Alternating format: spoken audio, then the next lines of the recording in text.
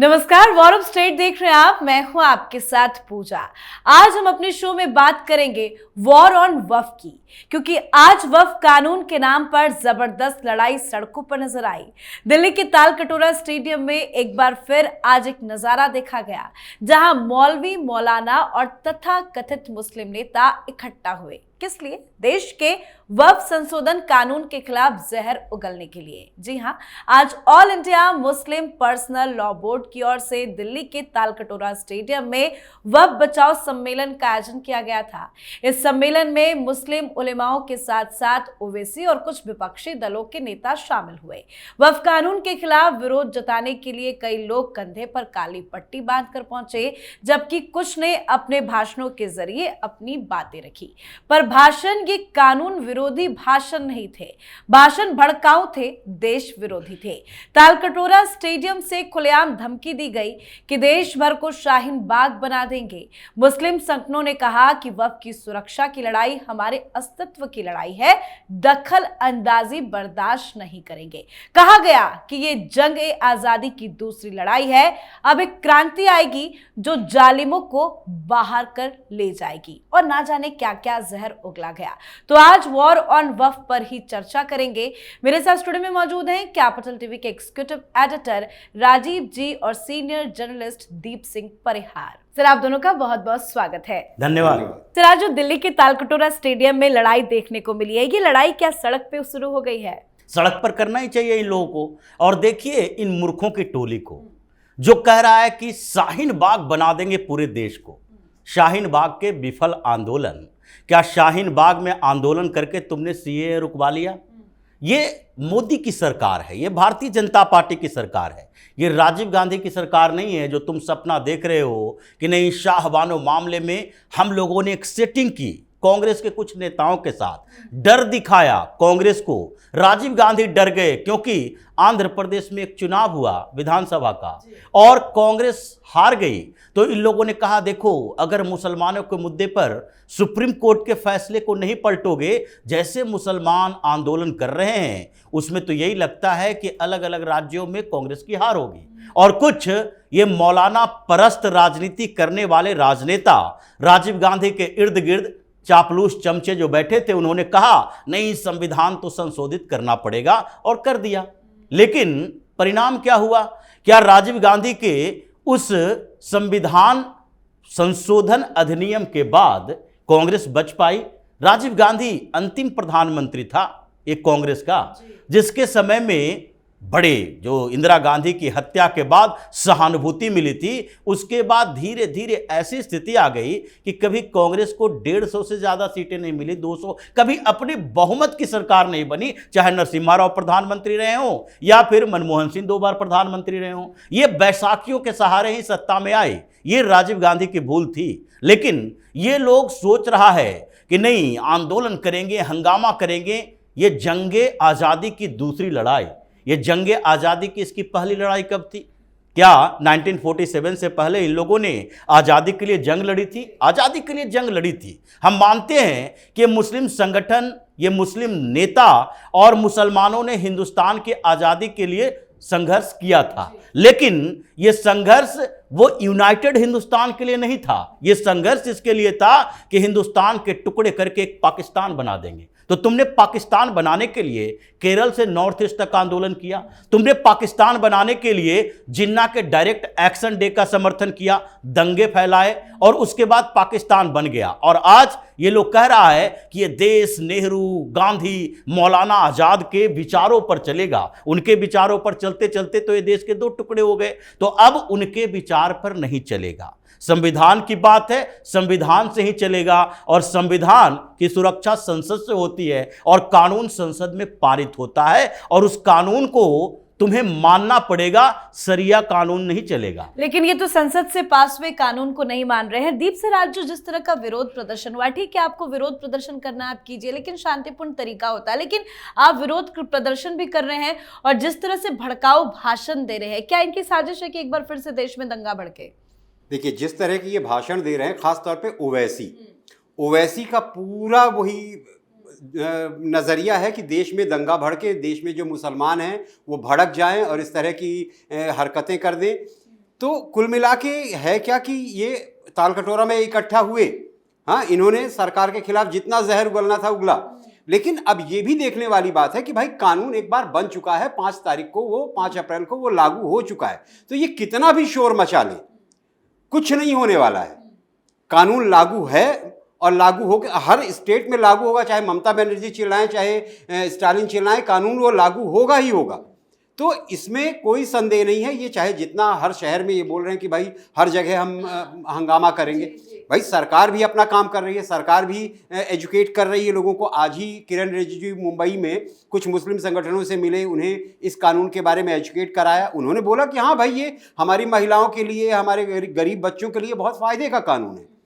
तो एक तरफ तो ये ओवैसी जैसे लोगों को भड़का रहे हैं, लेकिन दूसरी तरफ सरकार जो है वो लोगों को एजुकेट करने का काम कर रही है। आपने ओवैसी का जिक्र किया तो राजीव सर, आपसे मेरा एक सवाल है। असदुद्दीन ओवैसी तो बड़ी बड़ी बातें कर रहे हैं कि मोदी सऊदी में जाते हैं, प्रिंस को गले लगाते हैं, मदीना वफ की जमीन, पता नहीं क्या क्या उन्होंने बोला। लेकिन पीएम मोदी सऊदी में है, हज को लेकर जो यात्रियों की संख्या की बात चल रही है उसको लेकर वो डील करने वाले, ये सब अच्छी जानकारी ओवैसी जैसे नेता क्यों नहीं जनता को बताते हैं? नहीं, ओवैसी अगर चाहे तो पीएम मोदी उनसे भी गले मिल सकते हैं। ये एमबीएस की बात नहीं है कि मोहम्मद बिन सलमान से ही गले मिलेंगे।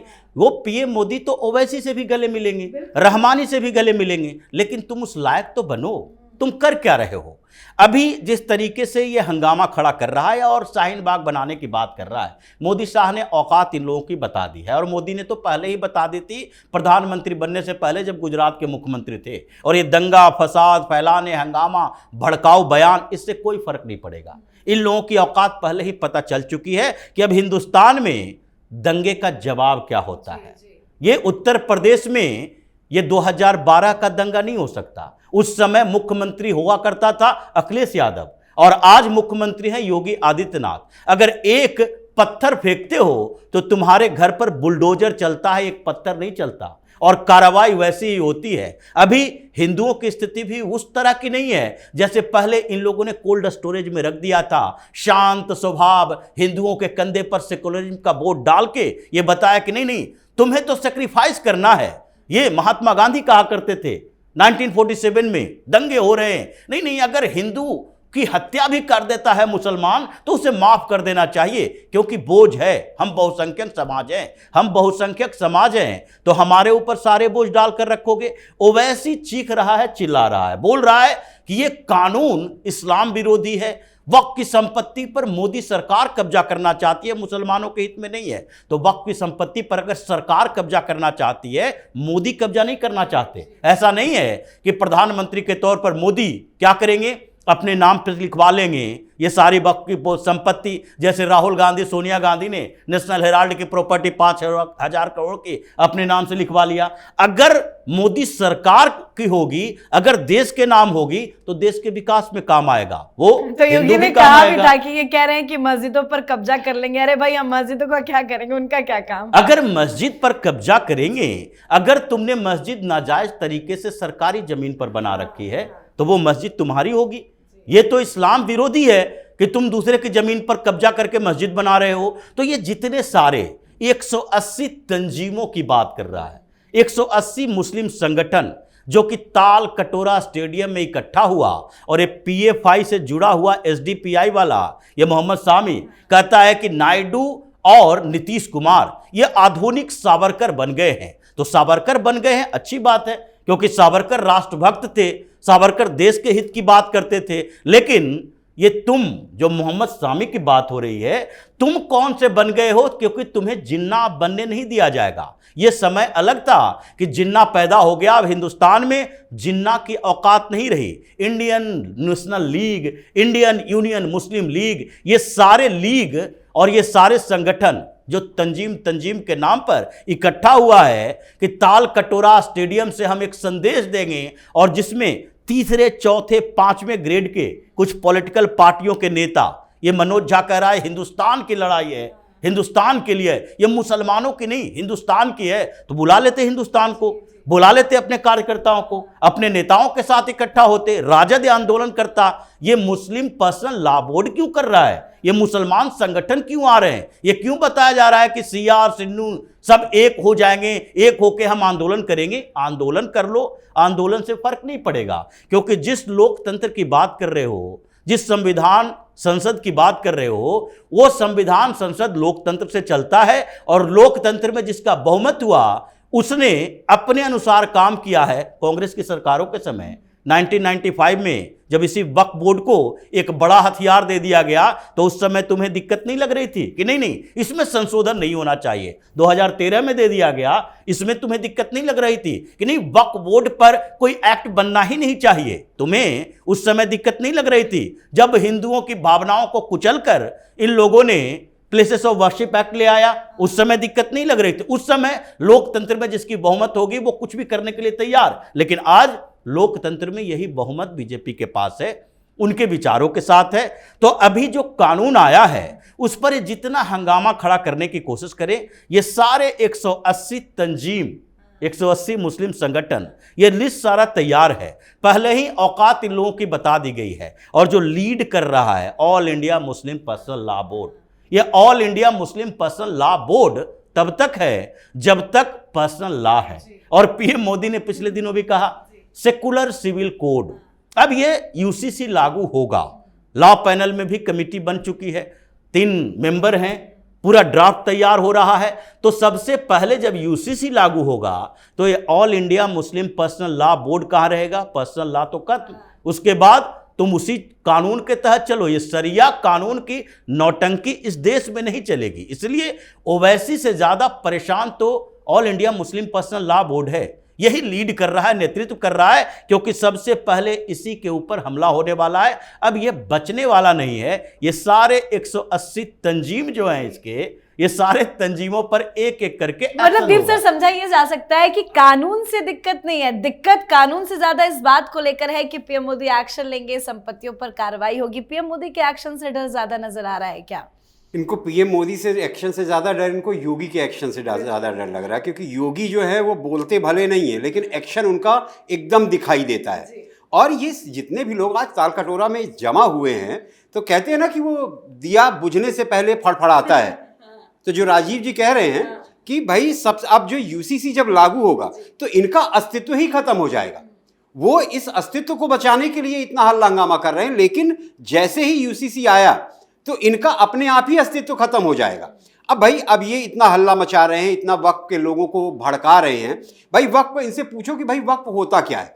भाई वक्फ है कि भाई दान की हुई जमीन, ठीक है। ऐसा थोड़ी है कि आपने मेरी जमीन छीन ली, आपने मेरी जमीन पे बोर्ड गाड़ के बैठ गए कि ये वक्फ की जमीन है, आपने वो अपने उसमें लिख दिया अधिनियम में कि इफ वक्फ थिंग्स, तो ये वक्फ की जमीन हो गई।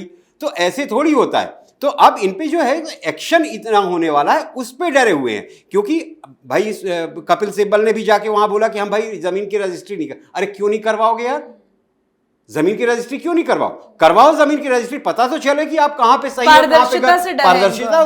भाई पारदर्शी है ही नहीं तो पारदर्शिता से डर रहे हैं वो। उनको मालूम है कि भाई सब जमीनों को उन्होंने ऐसे ही कब्जा किया हुआ है। हाँ, तो अब जब ये सरकार जांच करेगी तो उनका भेद खुलेगा और जमीनें जाएंगी। बिल्कुल, आपने दिया बुझने से पहले फड़फड़ाने की बात की। तो आज हमने प्रोटेस्ट में देखा कि छोटे मोटे नेता तो जरूर आए थे नजर विपक्षी दलों के, लेकिन अखिलेश यादव भी तो आ सकते थे, कांग्रेस पार्टी का कोई बड़ा नेता भी आ सकता था, क्यों नहीं कोई विपक्ष का बड़ा नेता? राजीव जी ने अभी यही बात कही कि भाई ये जो आंदोलन है AIMPLB का है, ठीक है। मनोज झा चिल्ला रहे हैं। अरे भाई क्यों चिल्ला रहे हो, आओ ना ताल कटोरा स्टेडियम में बैठो, तेजस्वी यादव को बुलाओ, लालू यादव को बुलाओ, राहुल गांधी कहाँ है, प्रियंका गांधी कहाँ है, ये सब भाई यही लोग तो बोल रहे हैं ना कि भाई वक्फ को हम नहीं। ममता बनर्जी कहाँ है कि मुझे गोली मार दो तब भी मैं पश्चिम बंगाल में लागू नहीं होने दूंगी। कहाँ है भाई, आके बैठो विरोध प्रदर्शन में। तो वो सब तो गायब है। बस हाँ AIMPLB है, वो अपना हल्ला मचा रहा है, वो वैसी हल्ला मचा रहा है। आपको लगता है किस तरह के विरोध प्रदर्शन का कुछ होगा? कोई फायदा नहीं है, कोई फायदा नहीं है। ये जितना भी चिल्ला रहे कि शाहीन बाग बना देंगे या कुछ भी कुछ कर देंगे, शाहीन बाग भी फेल था और ये वक्त पे भी ये भी सुपर फेल होगा। जी सर, जाते जाते आखिरी सवाल मेरा आपसे है, तैयारियां इतने दिनों से चल रही थी, काफी दिन पहले ही ऐलान कर दिया गया था कि तालकटोरा स्टेडियम में बड़ा प्रोटेस्ट करेंगे, जो रणनीति बनाई गई थी मुस्लिम संगठनों की तरफ से, क्या आपको लग रहा है आज जो तस्वीरें आई वो रणनीति इनकी फेल साबित हुई है या अपनी रणनीति में कामयाब हो पाए हैं? देखिए, मंच की बात ही है। मंच पर ये दाढ़ी टोपी लगाकर जो बैठे थे, ये मंच की कतार के लिए झगड़ा कर रहे थे। आगे की कतार में कौन बैठेगा, सबसे पहले फोटो किसकी आनी चाहिए, रहमानी आएगा, ओवैसी आएगा, या फिर ये मदनी तो पहले ही भाग गया कि नहीं नहीं भाई मेरी तबीयत खराब है इसलिए मेरा संदेश पढ़ लेना। अब संदेश दे रहे हैं ये मीडिया वाले, उनके संदेश को पूरे मुस्लिम समुदाय में फैला रहे हैं, लेकिन ये बेइज्जत होने के लिए कौन गया, ये धर्मेंद्र यादव। ऐसे भी इन लोगों की इज्जत कोई है नहीं। अखिलेश यादव जाता तो वो किस कतार में बैठता, लालू प्रसाद यादव जाते, अखिलेश यादव जाते, या फिर जो जंतर मंतर में एक कांग्रेस के ये सारे मुस्लिम लीडर गए थे वो नजर नहीं आए क्या? सलमान खुर्शीद कहीं नजर आया क्या? ये इमरान प्रतापगढ़ी शेरो शायरी करता वहां जाके, वो नजर नहीं आया। न ही इमरान मसूद नजर आया और न ही मोहम्मद जावेद नजर आया। ये पूरे हिंदुस्तान में पॉलिटिकल पार्टियां जो अभी सोकॉल्ड सेकुलरिज्म का नौटंकी कर रही है, जिसको लगता है सेकुलरिज्म के नाम पर हिंदुओं को बेवकूफ बनाओ और मुसलमानों को एकजुट करो, ये लोग अभी वक्फ बोर्ड के मुद्दे पर इतने कंफ्यूज हैं, डरे हुए हैं कि इसको लगने लगा है कि अगर हमारे बड़े लीडर सामने आएंगे तो हिंदुओं के अंदर भी ये दिखाई पड़ेगा, ये दाढ़ी टोपी वाले के साथ बैठ बैठकर ये हमारे खिलाफ आंदोलन कर रहा है। ये सारे लोग तो यही बात कर रहे हैं, जितने मुस्लिम संगठन हैं वो यही बात कर रही है, हिंदुओं की सरकार आई है। ये कहने का मतलब इसका यही है कि देखो हिंदुओं की सरकार आई है और ये मुसलमानों की जमीन जायदाद, मस्जिद, दरगाह, जितने मदरसे, ये सारे छीनने की कोशिश कर रही है, इसीलिए इसके खिलाफ आंदोलन करो।